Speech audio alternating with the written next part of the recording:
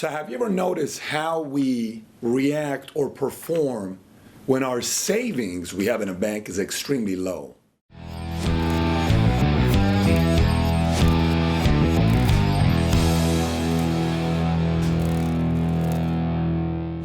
Maybe we're a little bit more anxious, we're a little bit stressful, we're a little bit antsy about where life is going, and our confidence may be even a little bit low because we don't know what's going to take place. A big decision or a big move in our life could affect our life because of the amount of savings we have in a bank.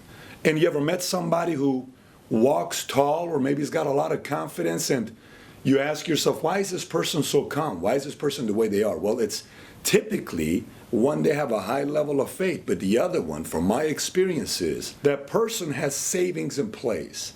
And when you have savings in place, you tend to stress a lot less about things that could happen in your life, where a speeding ticket can have two different effects on people. One, it's the end of the world if you don't have the money to pay the $300. For another person, it's just on another ticket. Maybe I'll do some traffic school. So how do we look at savings? This is what I learned 13 years ago when it comes down to savings. There are three areas to look at with our savings. One is short term, meaning, less than 12 months. In short term, what I recommend, I'm a very big fan of having a lot of cash set aside. So I'm a fan of having minimum of 12 months of cash set aside in an account for you for anything that could happen. You potentially getting fired, layoffs, crisis in the family, crisis in something that happens, a car breaks down. It's very, very, very important to have 12 months of savings set aside for emergency. Midterm is 1 year to 10 years, and midterm savings is things such as maybe a mutual fund or maybe a 10-year investment property that you purchase, or many different ways you can look at midterm. A midterm could be your kid is 12 years old, he may be going to college for 6 years, you need to have a midterm account set aside for him, right? Maybe a college education plan. Maybe you're thinking about buying a house in 3 years and you want to start saving for a down payment. That's different than your emergency account. So this doesn't include your 12 months. This is a complete separate account for midterm, right? Maybe you're planning on taking your wife to Tuscany, Italy in 4 years, and you want to set aside a midterm account to get to $15,000 or $20,000. That's midterm. Then you have a long term. Long term is 10 years on, and this is when we're talking about retirement savings. This is when we're talking about your daughter's 6 years old, maybe your culture, you pay for your daughter's wedding, and long-term, 20 years from now or 25 years from now, you may need to set aside some money for that wedding. But whatever it is, it's long-term. From my experiences, most people have one of the three typically taken care of. They either have a 401k in place, but nothing midterm, or they have some savings in place, but nothing long-term, but it varies for a lot of people. When you look at all three, and you put three different buckets and you write it out right now yourself, and you say, how much do I have in short term? How much do I have in midterm? How much do I have in long term?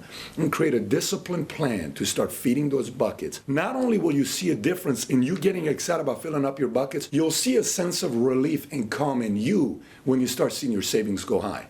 And reason why I wanted to share this with you is because this is something I had an article I read years ago. It's an incredible article on how savings has to do with our confidence. The title is Save and Walk Tall. Your savings, believe it or not, affects the way you stand, the way you walk, the tone of your voice. In short, your physical well-being and your self-confidence. A man without savings is always running scared. He must take his first job offered, or nearly so. He sits nervously on sidelines of life because any small emergency throws him into the hands of others. A man with savings can afford to resign from his job if his principles so dictate. And for this reason, he'll never do so. A man who can afford to quit is much more useful to his company and therefore more promotable. He can afford to give his company the benefit of his most candid judgment. A man who's always concerned about basic necessities such as food, clothing, and housing can afford to think long-term career terms.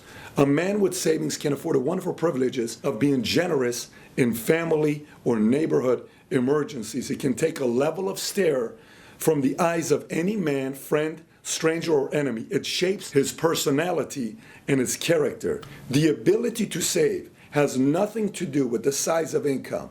Many high-income people who spend it all are on a treadmill, darting through life like minnows. The Dean of American Bankers, J.P. Morgan, once advised a young broker, take waste out of your spending and you'll drive the haste out of your life.